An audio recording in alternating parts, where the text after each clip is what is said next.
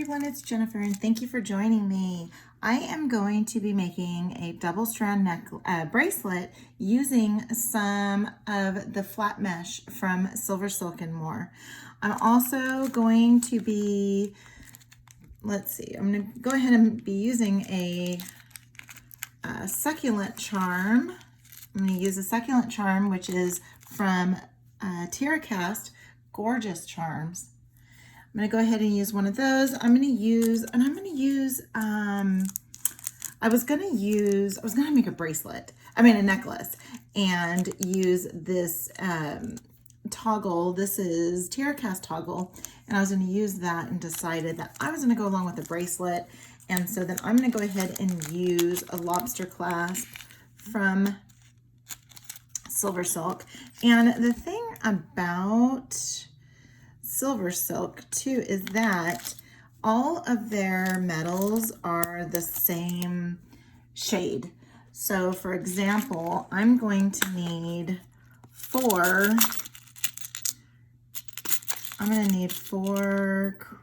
flat mesh crimps for this project. And when you order flat mesh crimps, they do come four in a pack. So you will get enough in one pack to make, if you're gonna make something double strand. And I love these crimps because they are multi-purpose. You don't have to use them just for flat mesh. I did a video earlier where I used it on some hollow mesh on a bracelet.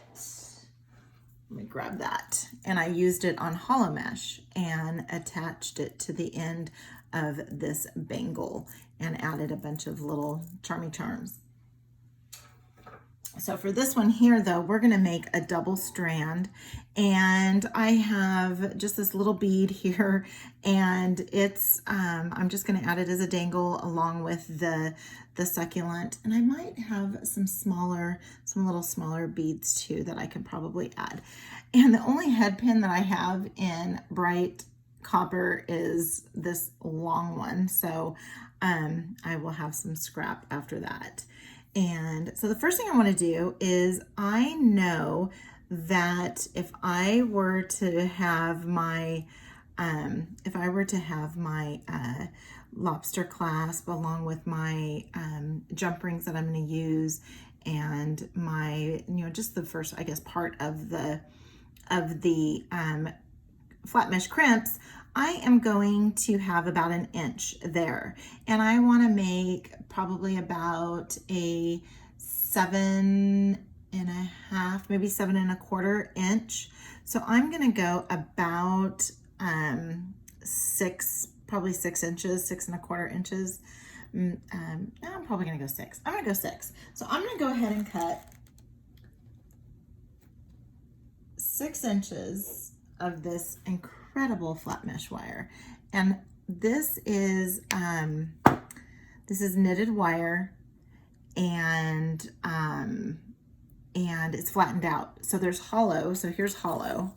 Hollow is what I used in my bracelet that I just showed you. It's hollow mesh, and you can actually, I sent it through the, I passed through a bracelet through here, one of the bangle bracelets, but you can also string some small beads with some soft flex wire and insert it into the tube, and then finish it off. You can also, I've seen where small link chain has been passed through and brought back around to make teardrop earrings. So the sky's the limit on what you can do with this product. And as you can see here, you see some little fall offs. Now it doesn't fray, this wire doesn't fray, but you will get what he calls the wire fuzzies. And so that's what these are here. And you see when I cut it, they kind of fall off. And so you just want to just remove those little wire fuzzies. Your wire is not gonna fray, so it's not gonna come apart. But you just want to remove that just to give it a little bit of some conditioning. So I'm actually going to cut 2 of these, same length, and we're just going to make a simple bracelet. And you'll see the little wire fuzzies go everywhere. Okay. So now what I want to do is I want to attach my little flat mesh crimps after I get my little wire fuzzies removed.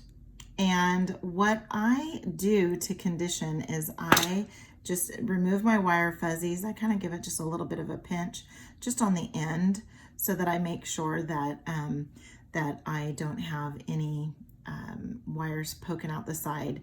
And what makes these so wonderful, not just because they have the SS on there and you know that it's SilverSilk, but there's little teeth inside, and that's what grabs on into the into your knitted wire and it gives it that stable, sturdy grip. Now I'm going to use my flat nose pliers that I have dipped in Tool Magic to give that a crimp so that I don't ruin the surface of these amazing flat mesh crimps. And then I'm going to just give it a little bit of a squeeze. Give it a little bit of squeeze, give it a little bit of a squeeze. And if you have any wires that made it out the side, there's none there, but you could just, all you have to do is just give it a little bit of a trim with your cutters. So I'm going to come in on the other side and I want to lay it flat. I want to make sure there's no wire fuzzies. And then I'm going to come in and make sure that my SS is facing the same way. Come in with my flat nose that are dipped. Make sure everything's nice and straight and give that a little bit of a crimp. And you can see there's no gaps. Do your little tug test and that's all good.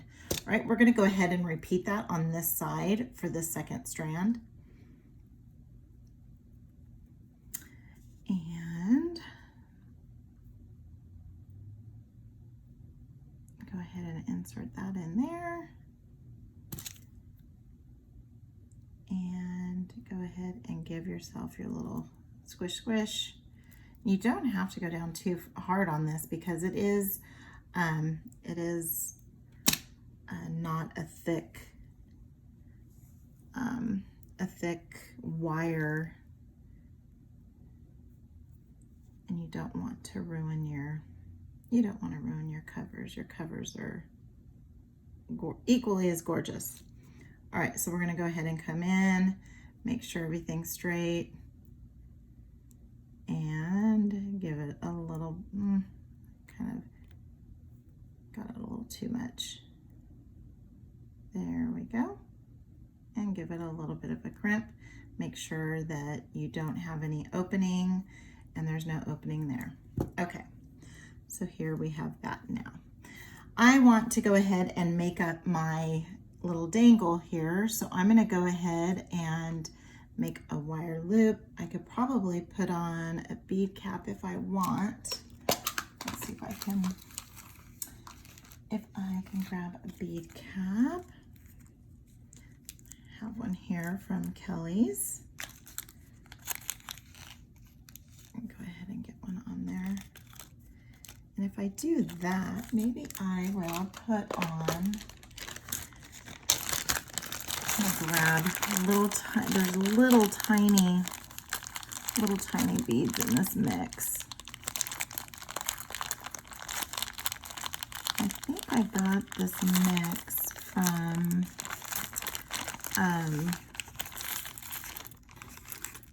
Candy Cooper. I think that's where this one came from. All right, so let's go ahead and just grab one of those little tiny ones. So let's go ahead, and even though we're using the shiny copper there, I'm going to go ahead and use antique copper here.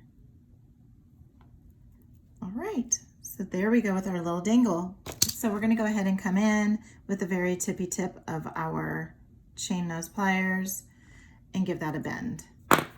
Then we're going to grab our round nose pliers that are now buried there, and we're going to just form that around, give it a little twist, and form our little stop sign there. Then we're going to go ahead and wrap once, twice, 3 times. Give it a little bit of a trim. We have tons left. And then, let's see if I could do this with just holding it with my fingers. I never just hold it with my fingers when it's just a single bead. Okay, all right, there we go. There we have ourselves a little wrap. Then we're gonna have that. Let's see here. I don't know if I want to use this per se to make more jump rings, but let's go ahead and get this assembled here. So we're going to have one side that is going to be I'm looking for the split. Okay, there it is. We're going to have one side that's just going to have the two sides here.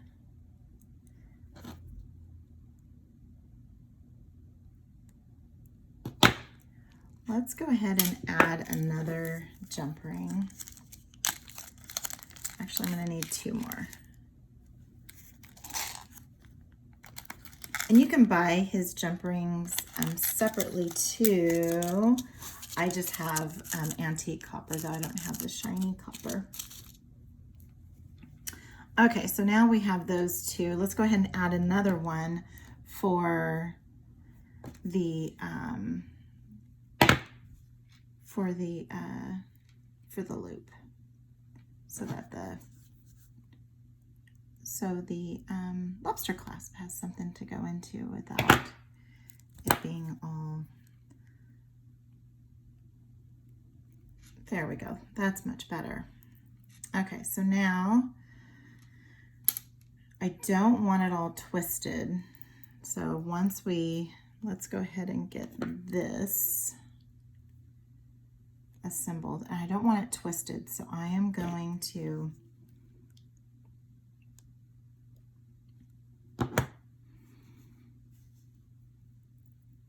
keep that all nice and even. Let's make sure.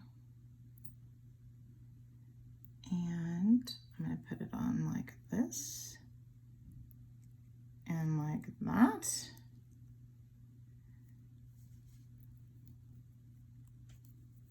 Then let's come around and grab that.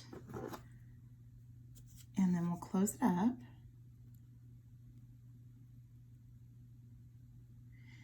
And the good thing about, actually I think I'm gonna go ahead and put in my dangle in this one. The reason why I want the dangle and the charm over on this side is so that it doesn't have to fight with the lobster clasp. Okay, now let's go ahead and grab this other jump ring. If I can find the slit. That's how good these are. And let's go ahead and do this here. And let's get that into the jump ring. And close her up tight. You can hear that lock in place. And there we go. We have a gorgeous little necklace. I mean, a little bracelet with some little dangles there. All right. Very cute. Very cute. I love it, love it, love it. And then also too, like I said, I added the extra jump ring so that this jump ring just is connecting these two sides, or these two links, and then we have one full jump ring just for your clasp. So I might need to rearrange it a little bit. Maybe not. Nope, it's all good. Okay, so there we go. There is our simple, quick and easy double strand flat mesh bracelet using some tiara cast, using a tiara cast succulent charm and some flat mesh crimps.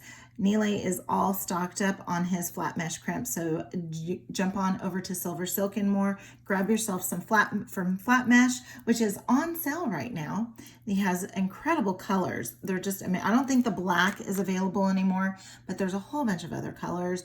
Jump on over and grab some lobster clasps that go right along with your other findings, and give this video a huge thumbs up if you like it. Give me a comment, let me know what you want to see, and subscribe.